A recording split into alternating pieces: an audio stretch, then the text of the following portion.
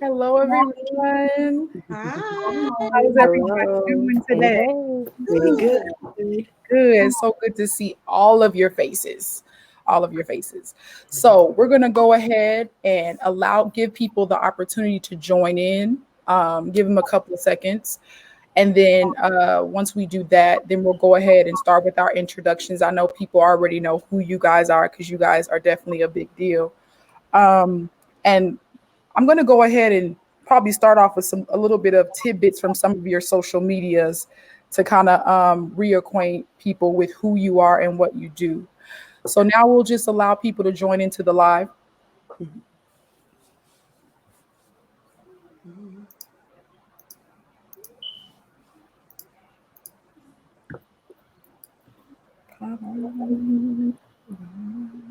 Come on in the room. I would sing, but I can't, so I'm not. Not my gift either. Mm-mm. Okay. Mm-mm. Okay, so I'll go ahead and start with a post that I read on the Without Ceasing Facebook Woman. page. Mhm. And it without ceasing women. And it says, have you ever really asked God what the purpose of your marriage is? Is it something, is it to you, is it to have someone to have sex with regularly, or to have someone to grow old with, or just to be able to say that you're married for the sake of the title? I Mhm. have a feeling that the purpose of your marriage goes far beyond and deeper than the benefits that go along with marriage. Yes, it's great to be able to say you're married, and it's even great to be able to have a consistent sexual connection with someone that you love and adore. But your marriage has an actual assignment in earth. There is something that your marriage represents, something that your marriage destroys or gives birth to. Your marriage is not just for the two of you, or even the family that it has produced out of it. Your union might be designed to bring about a healing in the area of finances for a whole group of people. Your union might be designed to educate the entire nation of people on who Jesus Christ is. Mm. Or your marriage could be designed to show others that exercise and healthy food choices can lead to the better quality of life. I don't know the specific purpose of your marriage, but believe me when I say that every God ordained marriage has a message and a purpose behind it. You may not understand it, and it may not be evident at the beginning, but ask God, whether it's day one or day 1,001, find out the purpose of your union. One thing I can tell you for sure is that your marriage was designed to glorify Him. So Mm. seek Him for His purpose in joining you and your spouse together to fulfill it. So the author of this particular post is Miss Leslie Laurie. So, Leslie, go ahead and share with everyone a little bit about that post, but also about what Without Ceasing Woman is about. Okay. So, first, Without Ceasing Woman is my blog, and it's a blog where I discuss marriage, motherhood, and ministry. There's kind of more emphasis on prayer, but basically, I feel like those are areas that, as women, they're either areas that we want to obtain or we're already in, or just some of the most important relationships in our lives. And so I've just felt like that was something that a lot of women could resonate with, wanting to be married or being in a marriage, how to navigate marriage, how to navigate motherhood, ministry itself, what your faith is, what your values and your belief, your core system, and everything like that. And so, even with this post, I was just really kind of reflecting on marriage itself and, my own marriage. I think a lot of things that we see or we hear, whether it's good or bad, it kind of will take you to a place where you kind of reflect on your own marriage. You see other marriages around you. And I know when my husband and I, before we got married, when we were just, engaged and dating, we saw a lot of people around us, and a lot of them were married. And we kind of saw things that we did want to do and things that we didn't want to do, and kind of like, adapt to your own, make your own, to start your own culture for your family. So that's just something that I really feel like each marriage should really take into consideration. If you haven't already, you should really be building your own culture, your own environment, and not just, with your children, but within the marriage itself. You need to do what works best for you as a married couple, right? And so I think that whether we realize it or not, every marriage has a purpose. God doesn't do anything just by happenstance. Everything has like a preordained design. And so, the Bible talks about how even before the foundation of the earth, he knew us. So if he knew us, he knew who we would be and who we would be with and what he would want us to do together as a couple. And so I really believe that marriage is God ordained. And if he put you and your spouse together, there's something that is supposed to blossom and grow from your marriage. Even in the sense of things, like I said, being destroyed, there are strongholds, yokes, all kind of stuff that has to be destroyed from your previous from your previous, your upbringing. There's so much that we learn along the way in life, and we don't even realize how much it hinders us in our marriage, even leading up to marriage. And we see good examples, bad examples of marriage, and we take all this stuff in, and we don't really realize how much we need to approach our spouse for who they are and what they bring to the table, and not the marriage that we see down the road. You what I'm saying? And so I just really wanted women to really think about, like, get rid of all the extraneous stuff and the day-to-day stuff. Really think about what the purpose of your marriage is, because I feel like when you really know what the purpose is, it will help with all of those little hiccups and things, and not just little hiccups, but big hiccups, all the stuff that happens in marriage. If you can keep focused on what the purpose, because it's all kind of stuff that goes on, right? In marriage, like marriage is beautiful, but it can also be like, listen, you know what I mean? And so if you really are in tune with the purpose of your marriage and what God says, here you go, preach it. Why is he on the live? If you can really be in tune with what the point and the purpose of your marriage is, it will help things to just go so much more smoothly. I'm not saying that things won't happen, because I mean, like, that's life. It will. But when you're on one accord with your spouse and you're just like, okay, this is it, even if you have to write it on the wall, the board, to keep it in the forefront of your mind, like, this is the purpose of our marriage, just like you would with a business plan. Make a marriage plan, like, you know what I mean? Be so intentional about your marriage that nothing that tries to come against it, you know what I mean? Because you're standing on the purpose and the foundation of what your marriage is. So yeah, I'm not trying to preach, but you know what I'm saying? Okay. This is so good. So with that, how have you found that some of the practices that or some of the techniques that you have used and in attacking things in business, have you used some of those same techniques within your marriage? If that makes sense. Let's see. So I'm fairly new in business, so I'm still really feeling my way along and trying to understand all that having a business entails. But let me see. As far as marriage, well, I can tell you one thing: communication is key in any relationship, especially if you're trying to have any type of business relationships, even if you don't necessarily have a business partner. But just the fact that you have to reach out and be approachable and be, you know what I mean, with other people to get your business growing. I find that communication is key, and especially in marriage. Like, how can you have a thriving, not just a surviving, but a thriving marriage if you're not communicating properly? And so that's the same like with your business clients. If you want to keep that relationship going, you want to keep that relationship integral, you want to have like a repeat customer, somebody who buys into what it is you're doing, there's a certain amount of communication that has to flow between the two of you. So that's one that's really big that I think is super important in either arena. Yeah. Thank you for that, Leslie.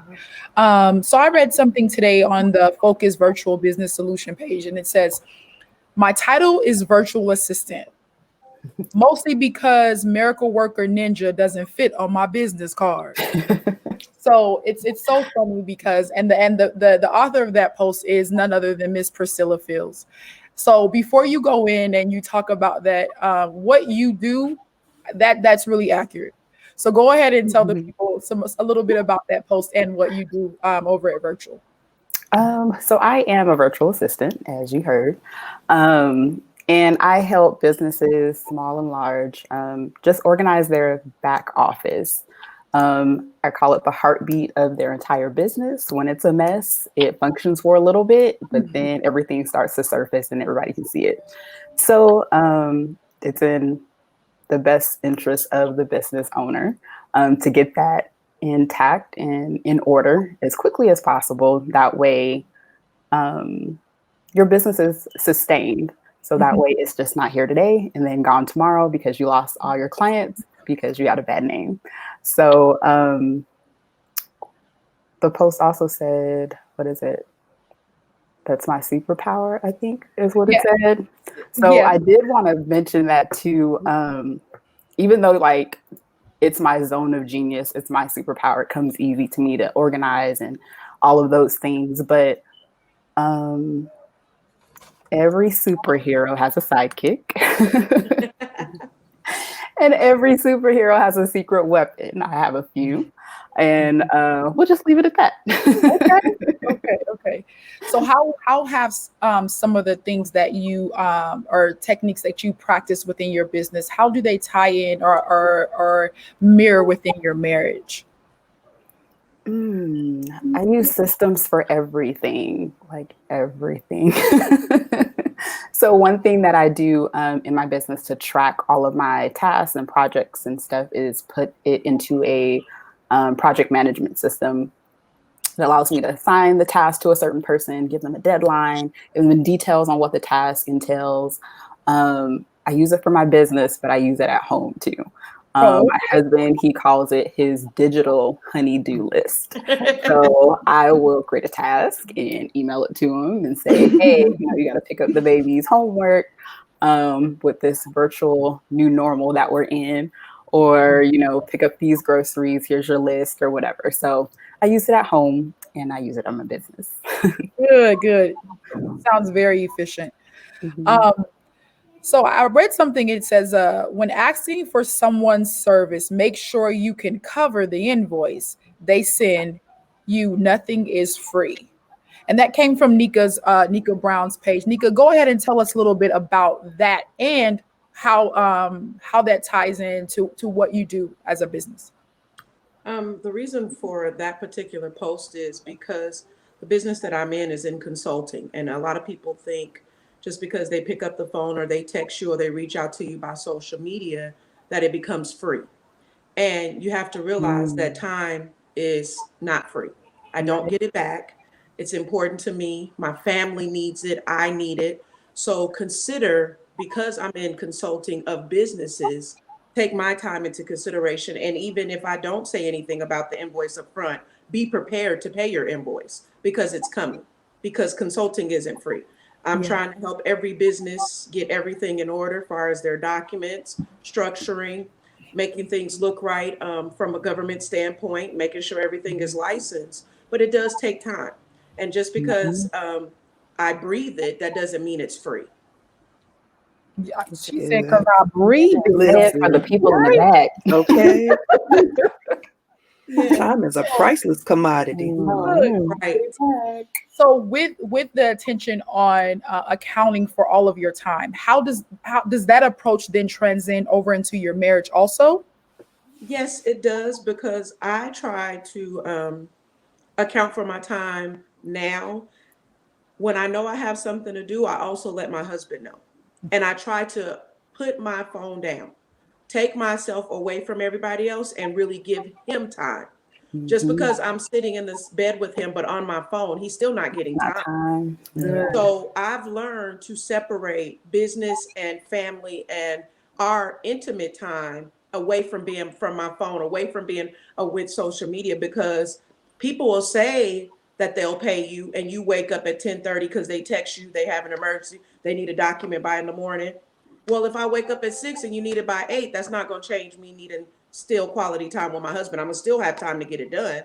So I learned to separate and know that my time is extremely valuable because, again, like Leslie said, like I plan to grow old with my husband. So we don't get this time back. Just because I'm running a business, that doesn't mean I throw away this time and just wait till we get old and barely can move on each other. That's good. Good stuff. So I'll leave that there. We caught it. We caught that. Ebony, I've noticed that. So Ebony, every day on your Instagram, you've been doing lunchtime tidbits. It 10 to like, I think like maybe 15 minutes of information on how to maintain or maintain your books in terms of accounting, different input or information that people can take in, and it's very, very basic information that's not really complicated that they can use to help them to stay on track with their numbers. Let's go ahead and talk a little bit about that. So, well, first off, my Instagram is _ the counting mom or the counting mom and _ as well. So I use that time to try and give people useful content that they can use that is digestible. Because how many times do you go into the office or you speak to a professional and they're talking and you're like, what are they talking about? How can I apply this? So my whole point of doing the lives is to give someone useful information that they can apply to their business that will help them not just stay in business for the moment, but for the long haul. Like, I'm all about preserving business. And I don't believe that you can have a legacy if you're not tending to the books. It all starts for me, that's the foundation. So if you have to get a system in place, I'm all about systems as well. So like the essence of what I do is create systems, help them to maintain it, or I'll maintain it for you, and then we'll advise you based on what those systems are kicking out. Good. So you can kind of properly move and navigate. So if you're paying too much in this area, or maybe this product isn't making any money, or maybe you're not exercising all of the tax benefits for your situation. It's good. So with that approach, how does that again transcend into your marriage? So my story's a little different. So I am a budgeter. I'm frugal by nature. I've always been. That's not necessarily my husband's story. So I believe that that's what makes us a power team in that way, because he helps me, like, you need to, spend, like, spoil yourself every now and again. It's okay to spend here. And I'm the one that's like, okay, listen, you need to reel it back in. So I'm the one to introduce like the system, like, okay, we need to get a budget in place. We can't keep spending and with not being intentional about our end goal, which is to build a legacy, have something for our kids, and so much more. Like that stuff doesn't happen by accident. It happens by planning. No, everything is not going to always, go the way that you plan. But if you have something in place, you can kind of maneuver a little bit easier, adjust as you see fit. It's kind of hard to gauge where you need to scale back or even make changes if you don't have something set in place already. Yeah. So I introduced it to my husband. He wasn't necessarily on board right away, but I will say now he is definitely on board. And he talked about it with everyone. So it's like, yeah, Ebony got us on. So now I have family members, and that's big for me, for family members to come and call me and say, hey, listen, I have this. I don't want to squander it away. What should I do? Like that, like the fact that I'm making an impact in my own backyard first speaks volumes. Like I know that this is what I need to do. Yes, absolutely. So ladies, let's talk about some actual ways to make time for all things, whether it be, I'm sorry, I can't really remember which one of you, we had a conversation, I think on the live, and we talked about maybe having a nanny come in, or schedules or tips or services. What are some actual ways that that you guys could give to someone watching on how to manage and assure that they can do most of the things that they put on that to-do list in the morning? All the things. I would say be honest with yourself. Know where you are and what you can do. Like my husband's the cooker. Like he gives me, I think it's 5 things that if we have a family gathering that I'm allowed to cook. I'm not the cook. I'm not offended. Like there's other things that I do well, better than him. But we've come to an agreement together. This is your strength. This is your weakness. and we're fine with it. And Mhm. if we both are in a point of we're tired, we don't feel like it, it's okay. I'm not mad at you because today you don't want to clean up and it's cleanup day. If we wake up tomorrow, I promise you we could clean up again. But just be honest with each other. That's what I would say. And don't make Mhm. everything an argument just because it's not happening on your time frame. Right. It's good. Just say, are you okay? What can we do differently? Be honest with each other. It is and communicate. It's a great tool if you just talk, because nobody can read your mind. And definitely not your husband. Much as you might think he's close to you, he still can't read your mind. Not. Yeah. Oh, I'm so glad I learned that a little early. Anybody else? I think for us, what has been working, and I really like what Nika said, because play to your strengths, in within the marriage, within the family. If and not just because you're a woman does not mean that you have to cook. Like, you know what I mean? I think we need to kind of get rid of some of those, I guess you want to call it gender roles or whatever. There are men who can cook way better than women. So if the man wants to cook, if he wants to grill, if he want to barbecue, Hey, Brandon. whatever, you know what I mean? Just Let feed him, right. If there's an area where he can help you so that you can do the things that you need to do and vice versa, then allow him to do that. In our home, we kind of break up the day to where, he goes to, I'm a stay-at-home mom, so he goes to work during the day. And then when he gets home, he gives me free time from the kids so that I can work on my business. So, like, make it to where you both are able to complete the different tasks that you have, work together, really. You're a team. Like, okay, you need 2 hours here to get this done. Take that time and I'll take the kids, take them to the park, I'll feed them, whatever you have to do. But, like, because not everybody can afford to do a nanny right away. I hope one day, Lord. I hope one day. It's coming. But work with what you have while you're in that particular space. Mm-hmm. Yeah. I think Ebony, you had comment on that. Oh, I was just gonna say, for me, I like to create a master list. And then, because for me, I used to get upset when I couldn't get to everything on my list. Like, I've been trying to get this done and I just can't get it done. It's frustrating. So I decided to create a master list. And from that master list, I'll do like 3 of those things. So maybe I don't get all of them done in a day, but I'm breaking it down so I can see that I'm making some progress. Because I find that some progress for me is better than seeing nothing. Like, I need to see some type of result to know that I'm, doing something that's actually producing some type of something. Yeah. And I would say in my household, we work best with like me creating a schedule and Brandon kind of just following what I put together. And I think it works that way because, well, you all know, but he's in the military. So he's so used to giving out orders and coming up with solutions. So when he comes home, he doesn't want to do any of that stuff. He just wants to chill and relax.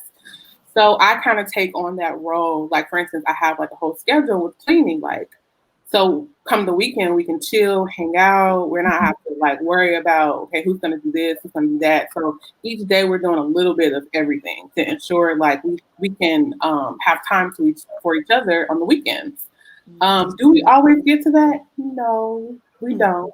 However, it's better than not getting to it at all. And there's sometimes we don't touch the list and the house looks a mess. And that's okay, just as long as we're all on the same page and we're all okay. Yeah. And it's COVID. Nobody's coming over anyway. Okay. That's good, Brandon. I love it. So for me, I don't. Victoria, your husband said he loves relaxing. So yeah, we there is a form of a schedule within the household for the kids to do. However, like my kids, they vary in age from 14 to 5 months. So it's I'm like, it's a circuit sometimes, but I'm definitely learning from you guys in that there needs to be a balance there needs to be a shut off time. So I'm definitely learning, and that's all Yes. we're going to say about that one. Yeah, we Uh, need a so shut. yeah, so when talking about systems, what are some systems specifically that we can utilize to help with balancing the house? I know, Priscilla, you talked about a scheduling system to where you can even schedule in tasks for your husband to do. What are some systems specifically that one could implement that would help with the transition between the home stuff, the business stuff, that would make going into business for yourself more attainable? Yeah, that's a good one. Ooh, that's a good one. I have an answer. So what's a system that we can use as we're transitioning Yeah. from Mhm. into running a business of our own, like starting a business?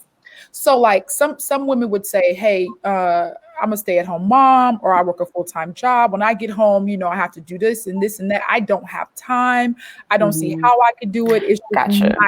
it's Okay. not a priority or up for discussion for me or with my husband right now. Mhm. What are some systems that could help in that process that maybe take some of that load off of her plate or Mhm. his plate, and make Well, yeah. the thing is, like when you're going into business, starting a business, running a business, owning a business, it's great. It's work though, just like anything else, and it's probably going to be one of the hardest, but yet most rewarding things that you do for yourself if you stay the course. Um, I don't know who I heard say this saying, but you make time for the things that you want to make time for. And you can forever have the excuse that you're tired. We'll always be tired. I mean, you just worked a 9 to 5. You still have to come home and be mom and be wife and all of these other things. But if you want that dream, to come to fruition, you have to put the work in. So what are you willing to sacrifice? Are you going to get up an hour earlier than your usual time to get ready for work? Are you going to go to bed a little later? Are you going to sacrifice your lunch break instead of chit chatting with friends? Are you going to go in the car and, write that vision out, whatever that product, that service is? Like, you have to create the time. And we all have the 24 hours. We're given the same amount of time every day. It's just what we do with it that counts, and that brings about the outcome that you're desiring in your mind, but you have to put the work in order for it to happen in reality. Yeah. Yes. Yeah. Time. Victoria, are you going to answer Branda's question? So Do y'all schedule everything? Everything? Not everything. I mean, you have to leave some room, and you leave some gaps on your calendar, but you have to fight the fight the urge. At least I do, to fill it with something. So it's okay. It's needed to have downtime on my calendar. Because I'll sit in front of this computer on Zoom calls back to back to back some days, and it's just like, I just really want to take a 15-minute nap, and I just put it on the calendar and make it happen. That's good. That's good. That's good. So, any other suggestions on how to utilize a positive way to help balance some of the things? Because I think what I've found is, for me specifically, it's a matter of prioritizing. And really considering, okay, well, that is prioritizing. So it's a matter of prioritizing what's important. And I agree that my constant space is grind. I have to do this. I need to do this. I got to do this. So oftentimes I know for myself, I have sacrificed time, valuable time, with my husband. And I often sometimes take for granted that he's understanding of the life of the entrepreneur, and that can also be tricky too, because you can misuse that understanding too. But it's a matter, for me, it's just a matter of prioritizing. What do you guys think about that? I also I like that so serious. I also try to communicate what days I already know that it's full on my schedule to my husband. So when I wake up and I, start my morning, look at my phone, see what my schedule looks like, I'm like, babe, this is a hectic day. This is what I have on my plate. And then his first thing is there anything I can do? You want me to take care of dinner? You want me to take care of the baby? You know, what can I do to help you? So I try to let him know when I already know it's going to be a little bit heavy for me. That way he won't be all needy to say, and not a mean way, but just knowing that if I'm kind of all over the place, he knows I'm trying to get a lot done and I need some time. Mhm. That's good. Don't kill him. No, I'm not. Brandon is cut up. We gonna work on it, Let's Brandon. just say that. You got Let's just say that my husband is pretty excited about this conversation. Right. I will say too, you have to get creative with your time. So one of the big things for me was like mom guilt when I first started my business, and I'm still in the first, I'm only a year in. And it would just be like the girls would know. So I have 3 little girls, 2, 4, and 5. And they would know if I'm at the computer, I'm working. Yeah. If I have my earplugs on, I'm on a call. You know, I can't talk to you at the same time if I'm on a call. So it's some like boundaries that we've already established. But after a while, it's just like, I'll hear somebody in the hallway like, wait, don't do that. She's busy. And it's like at 4 o'clock, at 4 years old, they understand that concept, but it's just like, oh, right to the heart, you know? So I had to pray. I'm like, Lord, help me to be creative with the time. So I involve them as much as I can with things that they can help me do. Or so if I'm doing the laundry, they'll help me put the clothes in the dryer. If it's bath time, it'll automatically be story time. So while they're in the bath, I'm reading a story. Paint their nails in between a session or something. Just like the little like pieces, like the little moments that I can steal of time to make it mean something. Like mommy did this. Those things kind of like put a Band-Aid on my heart. And with Priscilla, I got Tori some. She's my 4-year-old. I have 5, but the rest of them are adult teens. So, almost went into worship right there. Okay. But I got her like toy laptops and different things to make her feel like she's just like her mama. So when she sees me working, she'll go grab her little toy laptop and tries to type, and it makes a little typing noise. So that makes me feel good that she looks up to me like that. Yeah. It's actually I have not implemented anything that would tie them into my world, with the exception of them seeing what I do. And it's so remarkable, because this past weekend I had a moment with my oldest daughter, and I didn't even understand to the extent how much what I did had become a part of how she looked at life. And it was really, really, really, really amazing. But that's great stuff, you guys. I need to, because the older people, you know, the girls are my oldest 2 girls. They more so identify with me just with their natural makeup, because they're girls. But the little boys, we don't. I don't know. Yeah, where your daddy at? Yeah. So this is good stuff. Good stuff, ladies. So how did you get started, and how do you stay the course in light of like we've been talking about scheduling and marriage stuff and kid stuff? How did you get started, and 2, how do you stay the course? Anybody? I'll go first. I got started not necessarily voluntarily, because so I'm the type of person, I like to stay in the background. I love to help people. I love to joke, clown, but I don't like to be in the forefront. And I noticed that people just naturally gravitate towards me and ask me questions. And it honestly started with my kids. When I first had my kids, and they're like, well, how are you doing this? Your husband's overseas, like you're amazing. Yes. Like, there's nothing. I mean, in my mind, it was normal. It was normal. Yeah.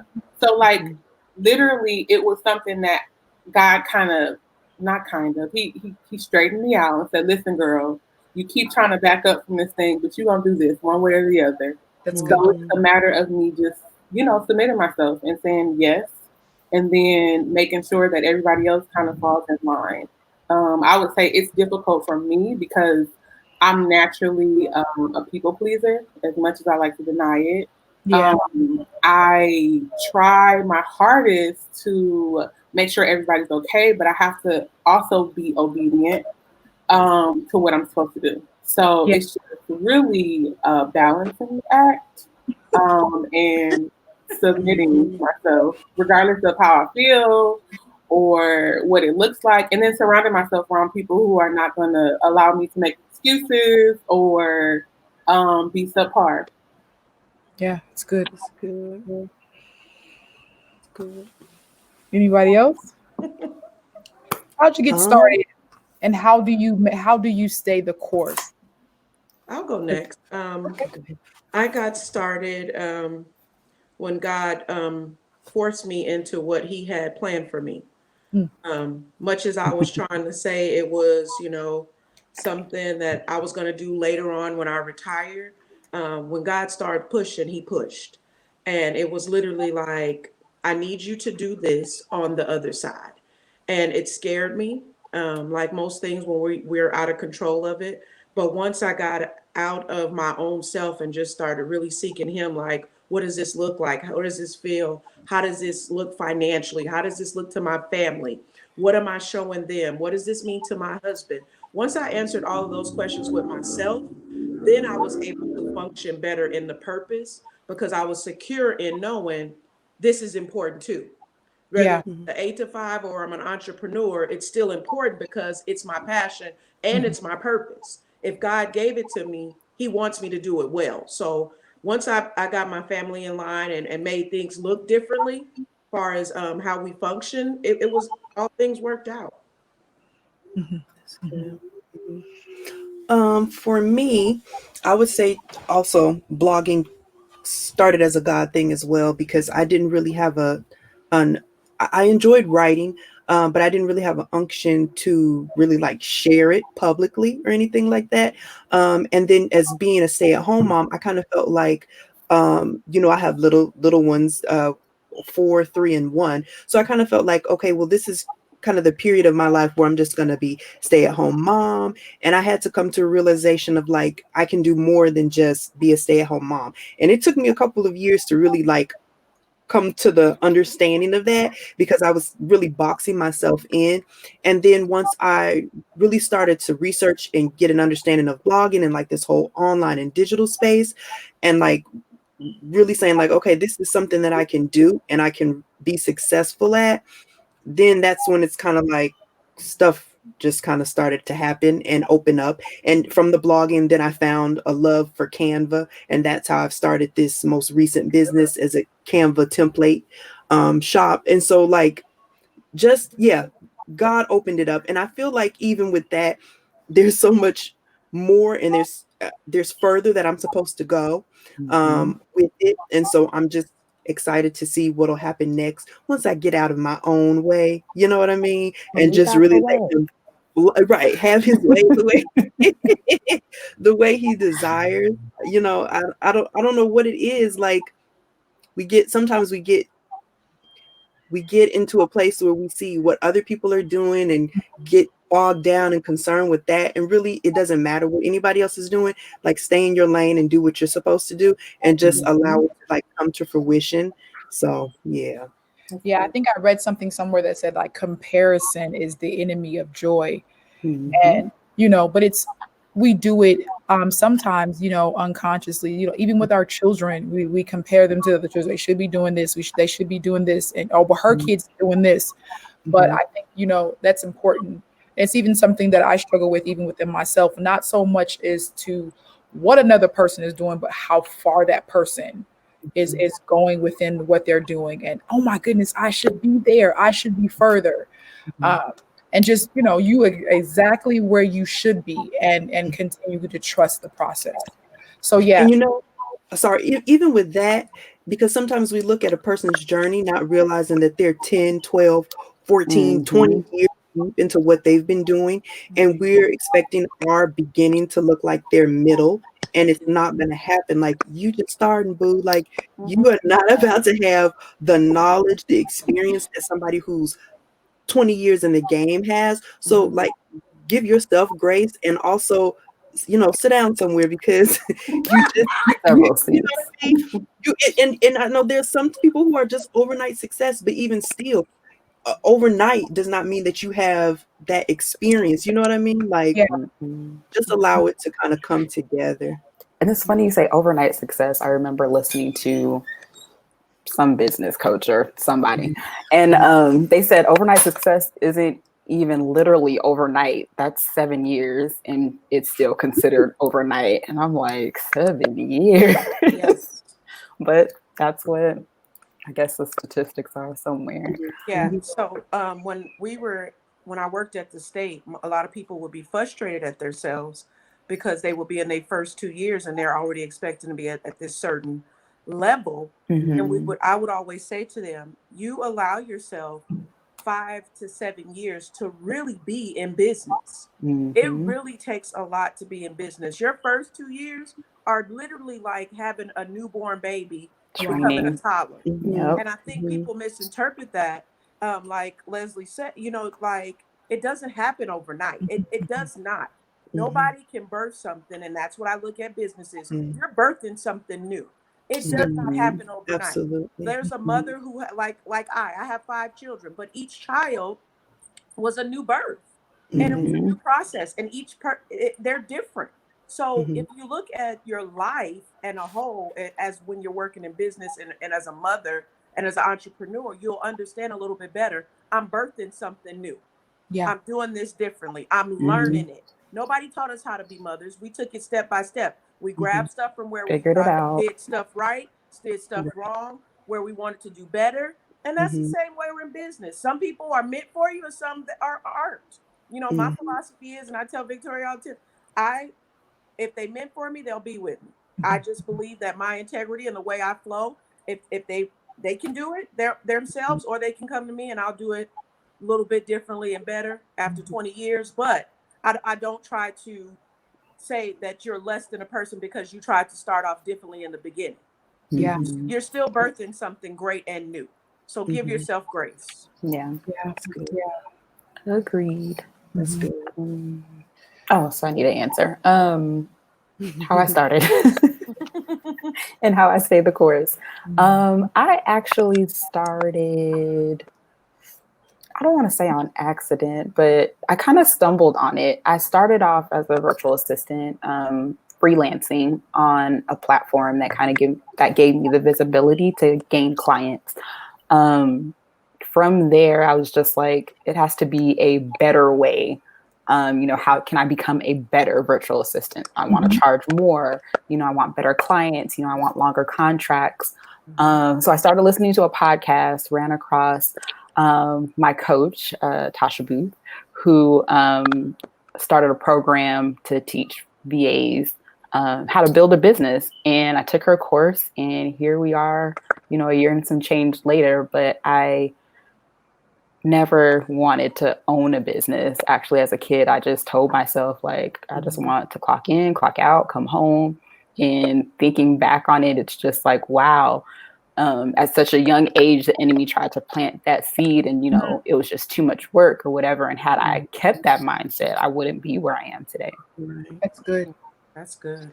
Yeah. So staying the course, keeping legacy in mind, that I want something different for my kids than what I experienced. Not that it was bad, but I want to be able to give them more than what I had, and really just change the entire dynamics of our family tree. That's good. Ebony, did you already get a chance to answer? Yeah, I did. Oh, okay. So I guess it's my turn. So how did I get started? Well, I know for me, getting started in entrepreneurship was something that was birthed out of necessity. There are many things that I wanted, and I had to do it in a way that was unique for my dynamics at the time, which was me being a stay-at-home mom. And I had a lot of children. So it was something that I had to do in a way that was creative. And it just began and as I began to do the entrepreneurship, I saw that there were so many women like myself that needed a another source, another stream of income, but didn't necessarily have the opportunity to go and work at, a 9 to 5 because of, for whatever reason, children or whatever. So I think out of necessity and out of, again, I'll kind of piggyback on what Priscilla said, wanting to give my children something more than I had, well, a lot more than what I had growing up. And I'll say the only difference with what Priscilla said and I is that my childhood was not one that was ideal at all. So it was seeing the dysfunction that I experienced and I went through as a child and knowing I don't want that from my children. I want to set them up, even at the age where they don't even understand money, set them up better than I did, and help me get a better understanding of money, a better understanding of how to manage my finances and how to do different things so that I can teach them better. So I would say me going into business, it was something that, again, I came out of a need of necessity. And how do I say the course? Honestly, it's just my mind is always going. So it is something that I can't really escape. There's more ideas. There's maintaining the actual businesses that I already have, seeing more problems that need to be solved within the demographic that I have identified with and within the business, and just continue to stay focused. And that's it. So, what would you guys say to the woman that's at home and entrepreneurship in her mind is viewed or perceived as unattainable? If we can do it, anybody can. Yeah, it really is attainable. You just have to be consistent. Laziness isn't a part of the characteristic dynamic. You have to find a way by any means necessary. You have to connect with people who are ahead of you to get free advice until you can afford to pay for it through a coach or a program or other means of learning. But it's definitely doable. Start where you are, start with what you have, but you have to start. Yeah. Anyone else? I would say that your responsibilities that you have, they don't have to be, your aspirations don't have to be swallowed by your responsibilities. Because that was my mindset. Like, I got all this stuff I have to do. How am I going to do X, Y, and Z? Something else, yeah. Reality is just an excuse as to why I didn't do what I was supposed to be doing.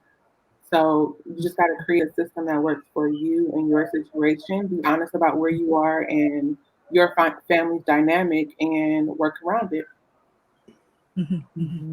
And honestly, I don't think that I'm not going to say that it doesn't take time, that you don't have to commit time, but even if you are short on time, it doesn't take a lot of time each day to get a business started. If you literally only have an hour a day, and even if you have to break that up into 15-minute increments here, there, and everywhere, then work with what you have. Start that way. You can also work at night if you have to, when your little ones go to sleep. When you have early before they wake up. Early before they wake up. When it's something that you want. Right, exactly. I don't know if it was Nico or Priscilla said it earlier. No. Right. But when it's something that you want to do, you'll find the time to make for it. We find time for everything else that we want to do. Stop watching Netflix for, a little while, or what I mean? Do what you have to do to get it started, because it's so rewarding when you see something that you've created yourself or that you've built, so it's really worth it. Yeah. Another quote, who was it? Dave Ramsey. Do what you have to do so later you can do what you want to do. And actually, another one was make your children your why, not your why not. Yeah. I'll love make them the why, not your why not. And I actually heard that from a lady I know, Denise Dixon. She said that, and I was floored. Yeah. Make them your why, not your why not, because it's an excuse. It's funny because I tell my kids the first quote all the time, like, do what you have to do so you can do what you need to do. And it's always pertaining to something I told them to do Yeah. because they want to do what they want to do. But yeah, so very, very, very good stuff. So what would you say to the woman that doesn't see her potential? How would you help her recognize what's inside of her and help her to move forward in a way that gets her out of that sunken place? So that's difficult. I'll speak because I believe I don't know. I just have a knack for seeing things in people that they normally don't see in themselves, or something that comes natural to them. Like, hey, you would be really dope to do blah blah blah blah blah. But I think it has to do with self confidence and just having the courage to take the leap that a lot of people don't have. So I would say, I think I will continue to encourage people, share with them what I see, but they would have to come to the realization by themselves. Because at the end of the day, you don't want to force somebody into something that they're not ready for, they don't fully submit to or understand, because it's not going to be, it's just not going to come out right. Yeah. I agree. I think also sometimes you have to help a person realize what their strengths are. And even with me, I know that as well. Like sometimes you literally have to write down what your strengths are. And sometimes we forget because things are so come so easily to us, certain things that we don't realize that they don't always come so easily to other people.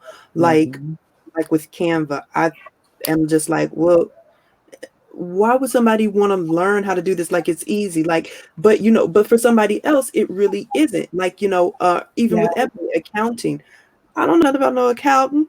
Like, you know what I mean? Things that come so easy, right? Like you can have my money, take all the money.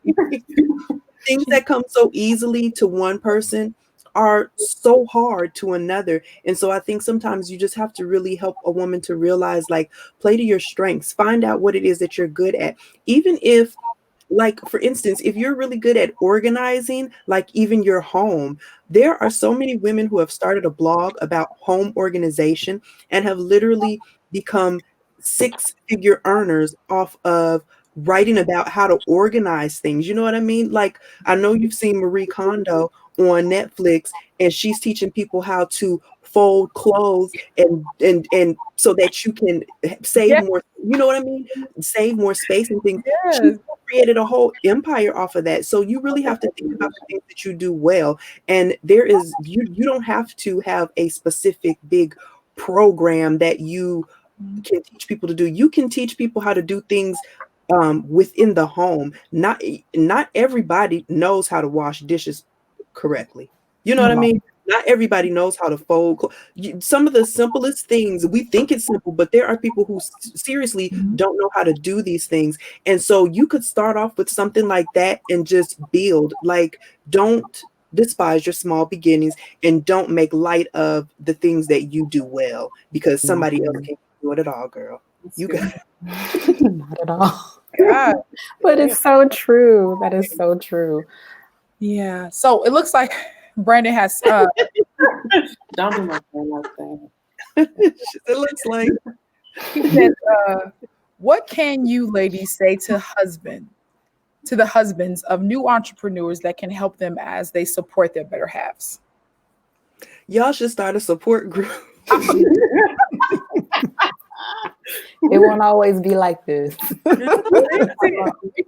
It's so funny because Ebby and I have talked about this. There's going to be a follow-up to this live, and it's the husbands of the Right. wives, the entrepreneur wives. But yeah, good stuff. So what would you ladies say to that? I would say remain supportive. Know that there's going to be extreme ups and downs, and keep her encouraged, and be honest enough with her, or to say, like, well, you do this part well, maybe you need to look at this part a little bit differently. to ease some of the load, because as a husband, you're going to see things differently than the person that's really working it. You're going to be able to see the things that are come easy to her and the things that don't. And just suggest it kindly without hurtful words. I always say to people, make sure you're going to say something positive to an entrepreneur, because we're waiting for somebody to say something negative. Yeah. Because people are already counting you out. So if the person that is your husband, it can be supportive even when they know it's hurting, or it's hard, I should say, not necessarily hurting, or when the money is low, or, you pulling from one business to pay this business, to do this, to do that, just, remain supportive. It really helps, because when it really turns around, you remember the husband like being there for you. Yeah. Because that is that's what I say all the time. I'm like, if you just hold on, you stay with me, I promise you I'm gonna take good care of you. I tell my husband that all the time. Let me take you off your job.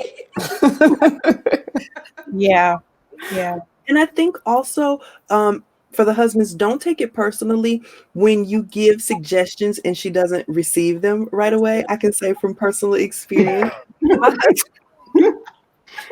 It was the wrong messenger. That's all. Exactly, because he can tell me something and I'll be like, you don't know what you said. Let somebody else say it. And let Priscilla come and say it, and I'll be like, you know what? Priscilla told me to do X, Y, and Z. And he'll be like, Sounds familiar. Like, don't you remember what I said? No, I don't remember you telling me that, but Priscilla said. Right. So don't take it personally. Like, just work with us, because we need a lot of prayer, period, already. Yeah. Right. So and that's good too, Les. Pray for us. Pray for us. Very important.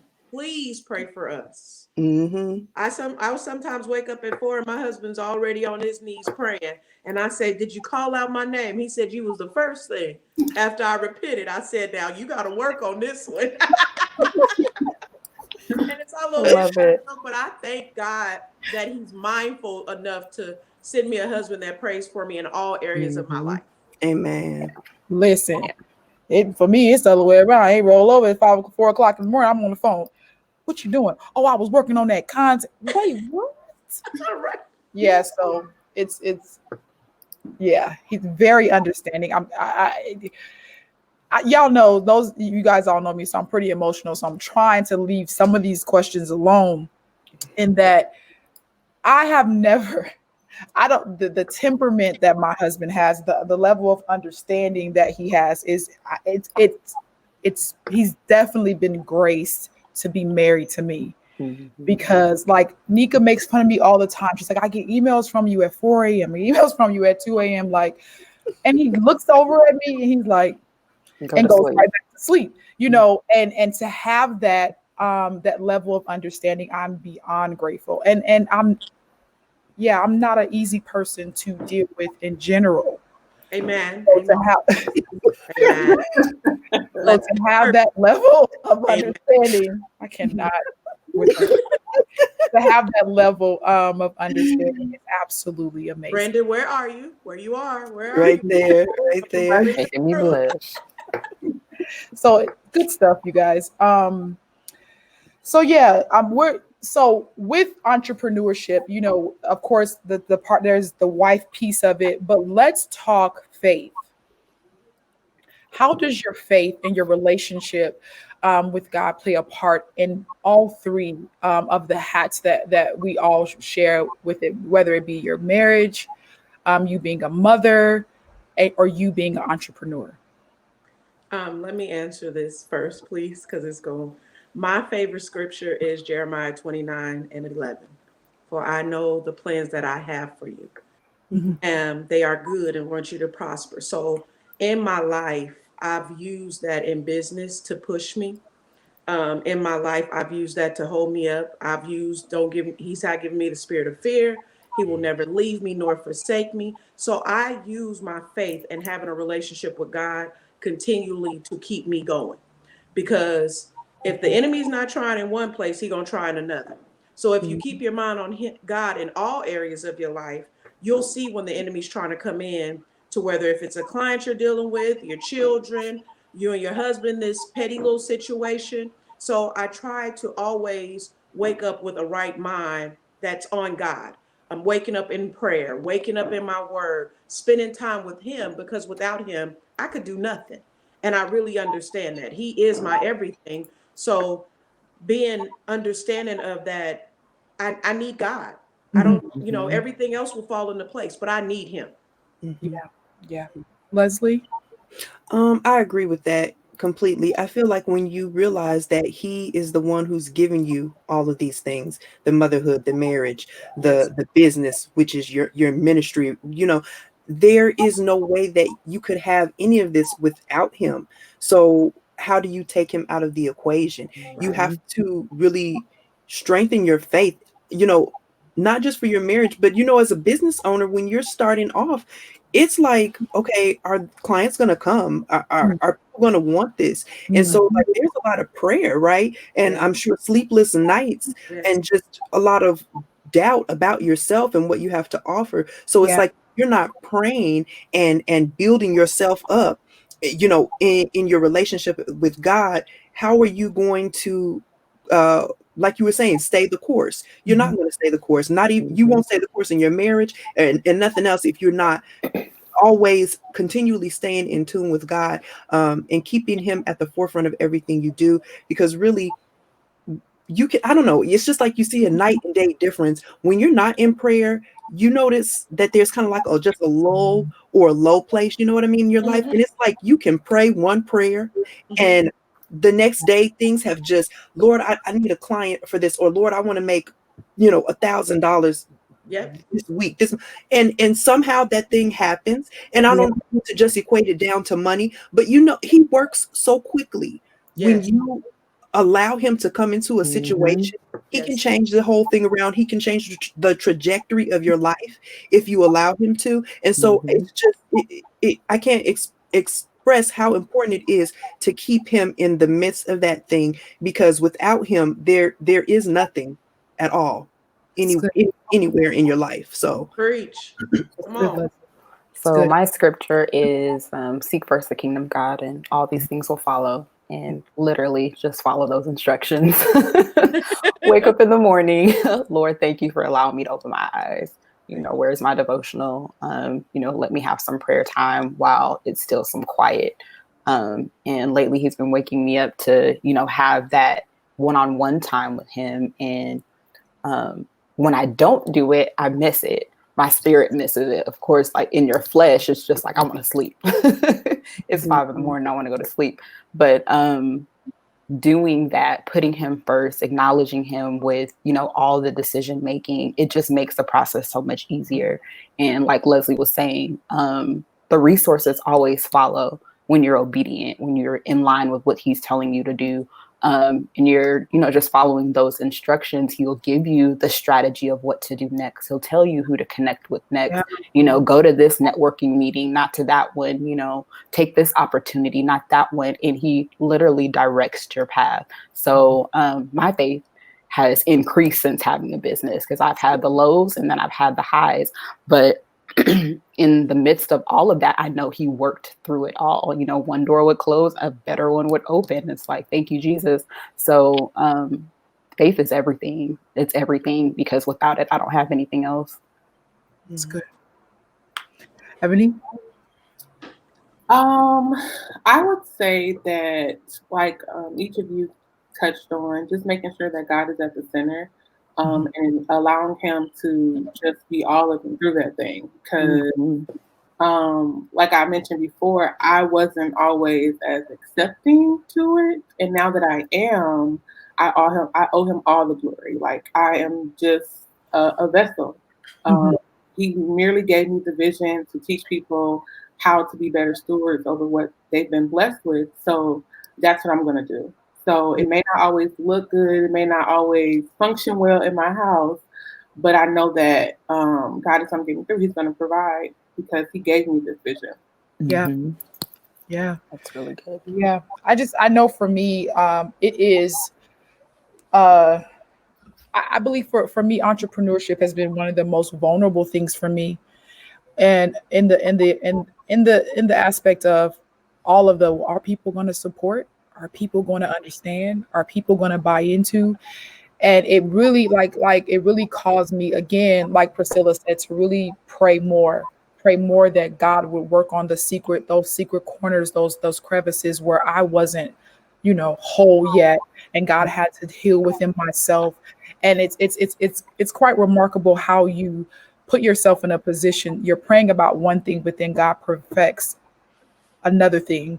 And when you look up, you have, where you thought you were praying about your business, now he's actually changed everything about who you are. And it's one of the most profound things for me, because Victoria wouldn't even be doing this with you, but God said different. And I just, I'm grateful. So with that, what would be the final thought or encouraging word that you would give to someone that is contemplating whether or not they should go into business for themselves? You have to have some tough skin. Yeah. It's not for the faint at heart, because you'll literally have days, weeks, months like that. So you have to know the reason why you got involved in the first place, so that way you can have the faith to come out on the other side. It's not always easy, but it's fun. And like I said earlier, it's going to be very challenging, but it's the most challenging but most rewarding thing that you can do for yourself. Yeah. I think for me, I could say I got to a place where I decided it was more of a failure not to try Wow. than to try. Mhm. And so when you think of, oh, if I do this, is this going to work? Is that going to work? The more that you just tell yourself that it's not going to work and you don't even try, you'll never know. You'll never know what type of success you can have. I'd rather put it out there, and I'd rather give it, a chance to thrive, to grow, than to not ever know, or just, wonder what it could have been. So give yourself the opportunity to see what it could even be. Go into it with, go into it positively. Don't just, don't think negatively about everything, or it's not going to work, whatever. Go into it with the expectations for it to work out. But also understand, like we kept talking about grace, understand that there's going to be, like Priscilla said, bumps in the road. There's things are going to happen, but allow yourself that grace, and allow yourself, show yourself enough love. I don't know if that's the word I want to say. At least try. Mm-hmm. Mm-hmm. Yeah, you It's owe it almost to like yourself. yeah, betting on yourself. Mhm. Ebony? Yeah, You're muted. Sorry. I would say trust the process, because it doesn't always feel good, doesn't always look good. And then also being secure in who you are. Because a lot of times you have situations where people will try to give you suggestions. Oh, you should do that. Oh, you should do that. But is this really what you're supposed to be doing? You don't want anybody to come in and water down what God is giving you. So just making sure you're secure and trusting the process, and just take the leap. So the question was, Nika, what are some encouraging words that you would give to a person, or some advice that you would give to a person that's contemplating going into business for themselves? You can do it. Believe in yourself, trust yourself, love on yourself. I look at business as, if you believe in yourself enough to just take a step out on yourself. Like I said before, we didn't learn how to be mothers. We didn't learn certain stuff, but if it's in you, it will come out. You just got to keep going at it. You have to keep trying. Don't set yourself out. Block out the words of the enemy is the greatest thing I can tell you. Put encouraging people in your life. Yeah. Speak life over yourself, and know you can do this, because it does get hard. I can't tell you it doesn't, but it's worth it. It's worth believing in yourself. It's worth, just knowing who you are, being secure. If you get over your own things of being insecure, because we all been there, Mhm. and had doubt in our own self, you'll make it a long way. And being insecure comes in levels and steps. You Mm. might start off, but once you start seeing yourself doing it, that's when your insecurities start going down. Mhm. And know that every person is not meant for you. Mhm. So somebody might buy something or use your services today, but that doesn't mean they're going to be your client in 2 years. But then there's other people that will stay the whole course with you. But just know who's there, who's meant to stay and who's not, and do your best with everyone. Yeah. Yes. Yeah. This has been really good stuff. So ladies, before we close out, tell everybody that's watching or the people that are watching how they can reach you and what are the social media platforms that they can see you and get to know you as individuals and also business owners. You can find me. My website is focusvbs.victorbravosam.com. I'm also on Facebook and Instagram under the same Focus VBS. Ebony? You can find me at thelegacyaccountant.com. And you can find me at _the accounting mom _ as well as _legacy _accounting. Nika? Oh, we lost her. Leslie? You can find me at withoutceasingwoman.com, withoutceasingwoman.com, and on Facebook at Without Ceasing Woman, or my own name, Leslie Lowry. So I want to thank you guys for your presence and the time that you guys took out to discuss our lives. This has been a really great discussion, and I've learned quite a bit from all of you. Thank you for sharing some of your personal stuff and some of your not so personal stuff. I appreciate you guys as usual. So until next time, you guys take care and thank you. Thank you. Bye, ladies.